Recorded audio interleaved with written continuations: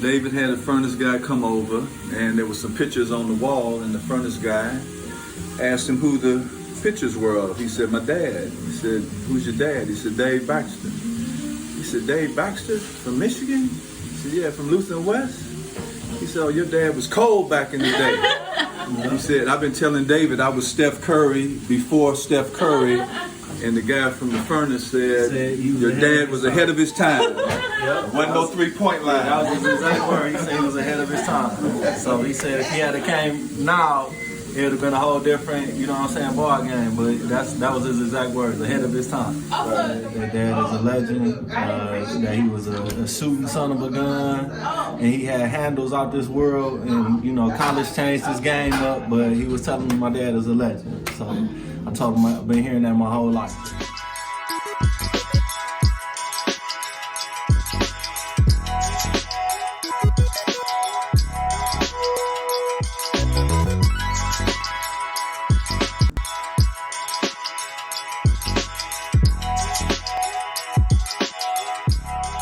So I'm in my parents' basement, and this is what you see when you first get down here. All Michigan stuff and Baxter basketball legacy stuff. That's my little brother in high school. That's my dad. Respect the fro. Dad, wasn't this Finals. yeah, 76 NCAA finals against the Hoosiers? Yeah, undefeated, last undefeated team. And this is my little brother, again, playing in high school. We got your big Michigan flag right here. And this is the other wall. This is my older brother. He played at Abilene Christian University. This is from a newspaper article about him and his tattoos. And this is, again, Michigan stuff. He was the cover of their athletic guide. What year was this? 2004, 2005. Abilene Christian University. David Baxter, senior guard. And these are my all academic awards from college. My little brother was third team. Is this all state? Yeah. Class D. Class D his senior year. This was my dad's Big Ten Player of the Week award. This is another dad picture right here against Purdue.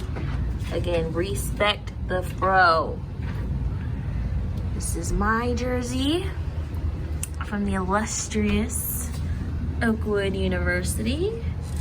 That is a law school graduation picture that no one cares about, and more U of M. What are you doing, Dad? Oh, more Michigan stuff. Going through my scrapbooks so you can have something to show as we do our recording of basketball in the Baxter household. Yeah, look at that. My dad and Phil Hubbard. It's the #1 UPI National Championship trophy.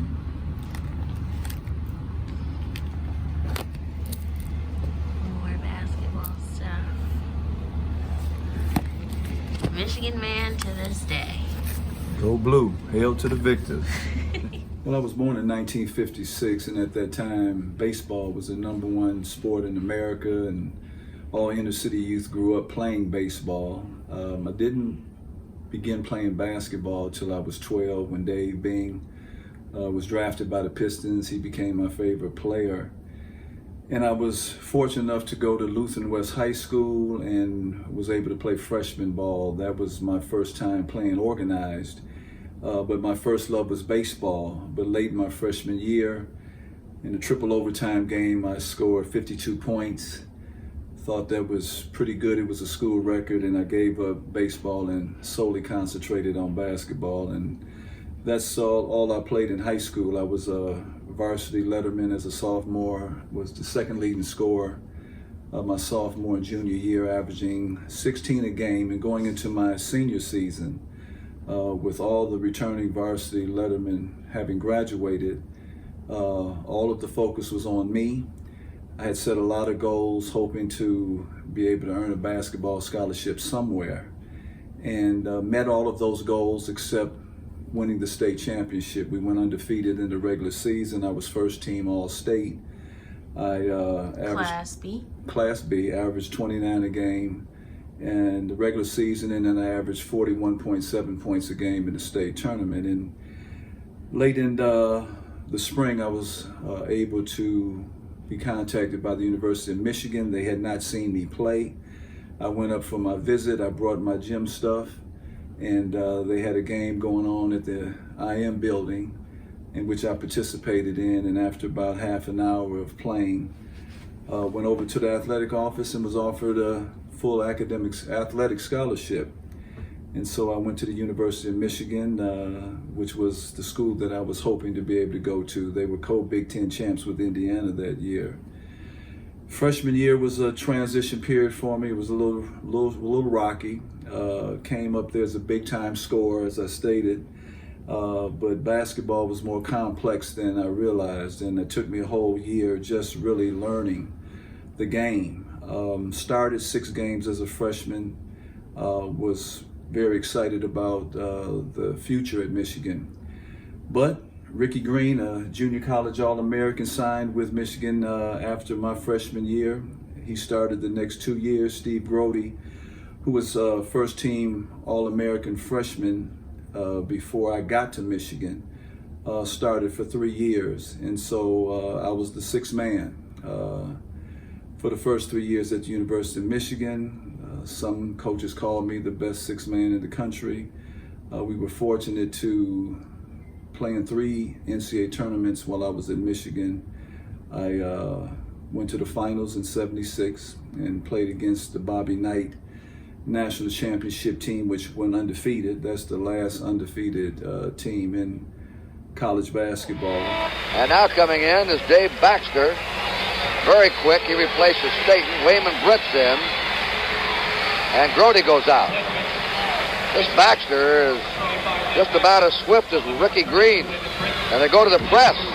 Down it goes to Scott Mays. So Michigan has some real speed in there now. The best speed on their club. Wisman outside. He could hit. Short with it. He didn't take enough time. Here's Ricky Green on the gallop. Roll away, penetrating. The basket counts. And a foul. And Indiana's ahead 49-47. Michigan's ball. Dave Baxter with it. He can move. Look at him. Very clever dribbler. He's a left-hander. Wayman Britt playing with 4 fouls. Green gets around. Jumper. He hits it. 49-all. Up goes the freshman Phil Hubbard to clear the rebound. Dave Baxter.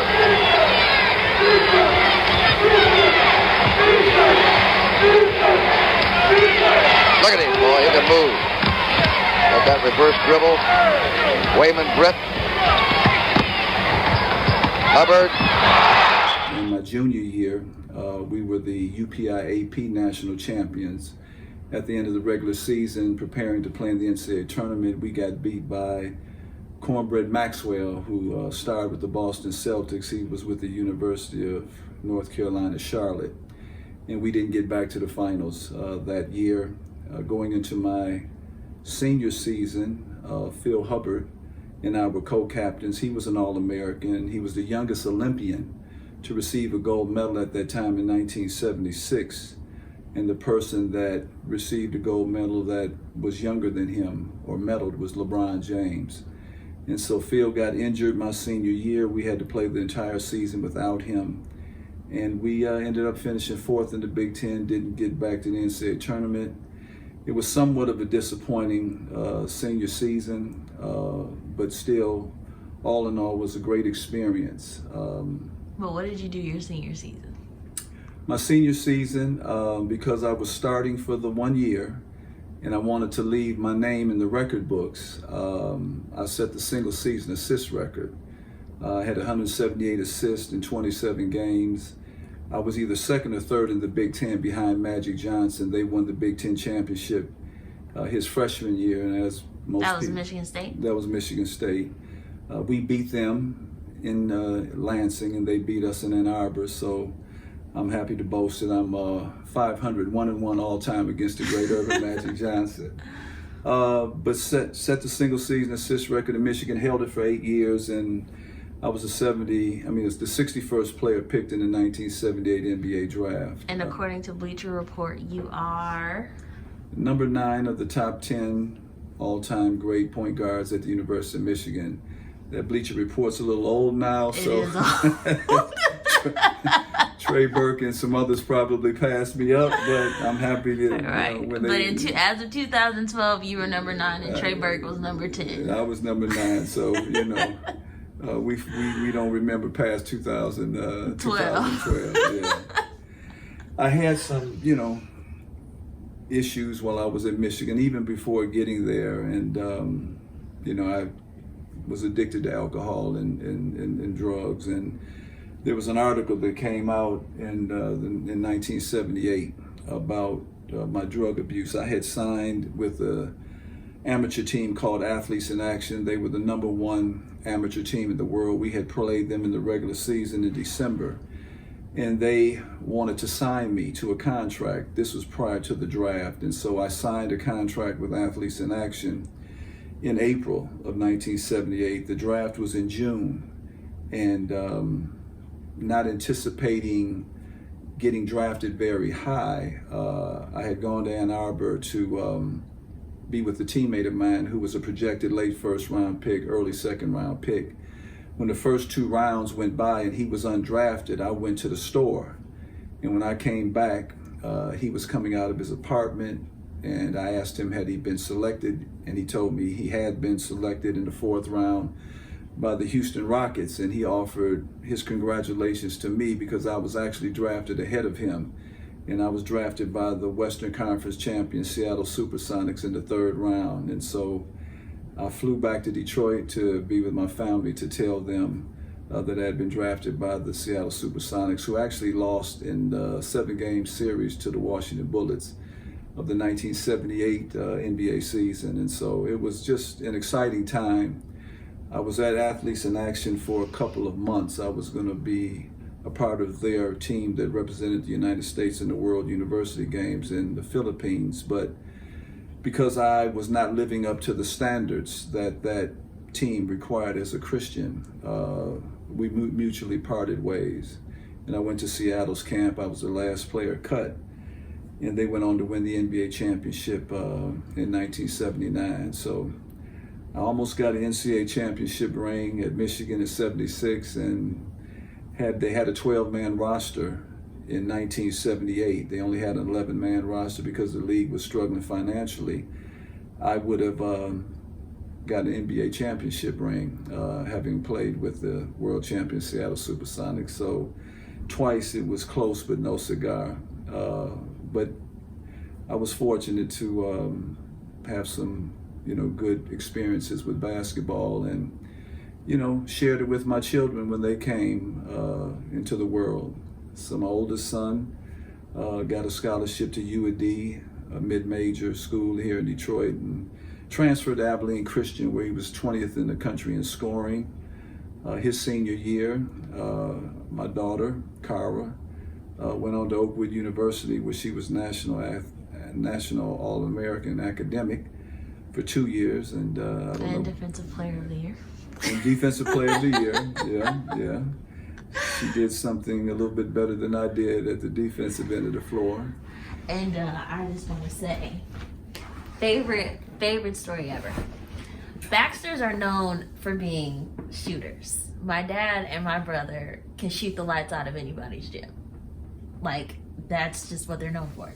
And so I was always known as like being a really scrappy player, good defender, but like I was not known as being a shooter.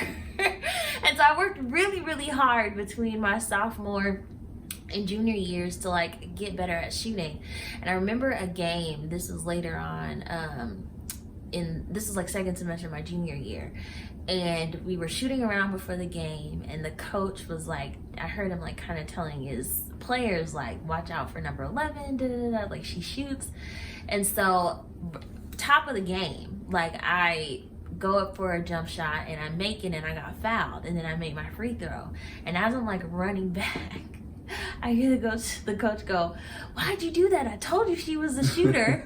And I'm like, that just like made my entire life. The first thing I did after I got back to the dorm after the game was call my dad and say, "I'm finally a Baxter."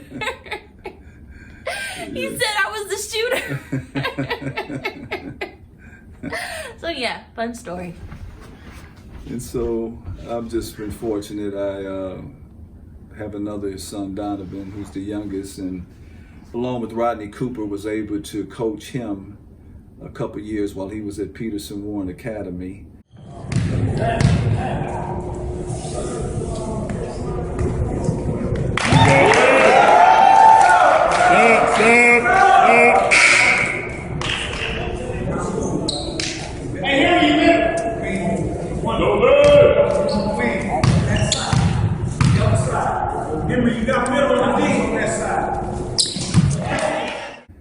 The first year there in the Michigan High School Athletic Association, Coach Cooper and I were able to lead the team to a 10-3 record. And then the next season, which was the first season that we were eligible for the state tournament, we ended up going 12-6 and got to the district finals and lost there. But Donovan was all Metro East third team, and he was all state third team Class D from Peterson Warren Academy. So I'm able to boast that, you know, all of my children received honors when they played basketball. So it was a part of what we do.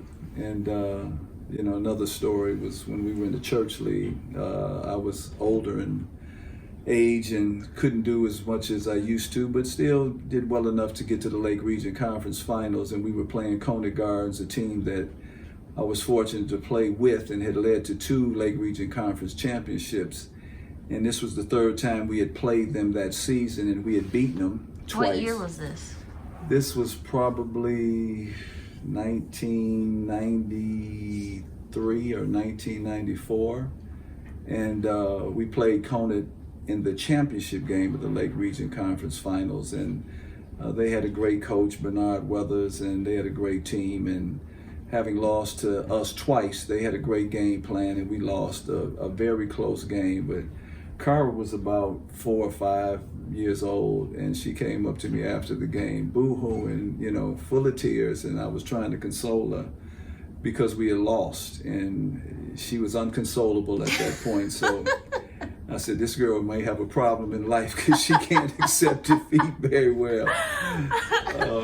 And that is somewhat true to this day. I think I've calmed down a lot as I've gotten older. I'm not as competitive, but when it comes to basketball in my family, I can get a little I can lose my religion a little bit. Right. At games. What can I say? I don't like losing, and we all will talk a little bit of yang. Oh yeah. Yeah, we have a lot of insecurities and baggage, and we take it out on people on the basketball court. Oh so, man, yeah, we all be talking all kinds of. It is what it is. Yeah, but it was a huge part of my life, and I'm just blessed to have been able to share it with my 2 sons and my daughter, who's as tough as nails, and learned her craft by playing against men on the basketball floor, and started you at want to tell the Braylon Edwards story? No, we won't tell the former NFL player Braylon Edwards story where the 2 of you had contact on the court and he called a foul on you. Mind you, I'm not that big as it is, but I was like 14, half the size I am now in weight, and maybe 5 foot, 5'2". Right. I was little, and he called a foul on me, and I was not happy. And Braylon said to her, Braylon ended up being all pro with the Cleveland Cavaliers, and he was, you know, all American, not Cleveland Cavaliers, the Cleveland big Browns. Old man. But you know, when Cara got knocked down by Braylon and he called a foul on her, and she looked at me as if I should intervene at that point, Braylon said to her, hey, if you're gonna be out here, you just like one of us and you gotta take it. And that's what I told her when she told me when she was 11 she wanted to play with grown men. I said, if I let you play and you get knocked down or get hurt, you're just gonna have to take it. And so when Braylon said that and she looked at me, I shrugged my shoulders and I said, I told you. But it's been just a great experience with the Baxters, and you know, we've been able to see the country and, you know, see parts of the world through basketball, and Yeah. it's just been a joy to be able to share. I didn't think I'd be able to do that with a girl or a daughter, but we were able to do it. So it's go blue, go Hail to Abilene the Christian, victors. go Oakwood. Right, we believe blue and gold. Yeah, we believe blue and gold. So just happy to have this opportunity to share my time playing basketball, and I've enjoyed it very much. It was a huge part of our lives, and I was so thankful when I became a Christian and joined the Seventh-day Adventist Church that they had basketball league. And a lot of what I enjoyed about playing basketball was lost after we get to college, after I got to the NBA and played ultimately in the CBA till I retired. It's no longer fun, it's like a job, but being able to reconnect with the sport I love through the church league was an invaluable time in my life, and it brought me a lot of joy. And can we talk about, just like for church league information, can we talk about the fact that non-Adventists were not allowed to play in the church league? They were not. Right. Until Mr. Baxter came into the picture. Well, yeah, when I joined Coney Gardens, they were a young team and hadn't had much success in my first year with them, able to coach them and share with them some of the things that I had learned playing basketball. We went undefeated. And so in this area in Detroit, they recognize with this team being as young as it is, if we're ever going to be able to compete against them, we got to allow for non-church members, non-Seventh-day Adventists to participate. So they implemented a rule where they added one non-Adventist per team, and then they still couldn't beat us, and so they changed the rule and they added 2 non-Adventists per team. And all the years I played with Conant, all the years I played with Belleville, I never had any non-Seventh-day Adventists participating because I wanted the challenge. You know, I wanted the competition. I didn't want it to be easy. I didn't like participating in a game where if I stunk it up, we were still going to win by 30. And so I took that challenge, you know, to heart every year, and we were able to have success, you know, every year. And taking those teams to Oakwood. And taking those teams to Oakwood, to the alumni tournament. We didn't take any non-Adventists. We just took the people that we played with all year long, and you know, had some success down there as well. And so having reconnected with the sport during all those years in the church was a wonderful time for me, and it just reignited the passion in me for basketball that I had started to lose after I got to college and after, you know, having been drafted and played professionally in the CBA. It was not a job anymore. It was the sport that I loved, and I'm thankful to be able to have given that experience to my children, and they've enjoyed success the same way that I have. So just wanted to take a time to share that with you about myself and basketball and our family, and I hope it's a blessing.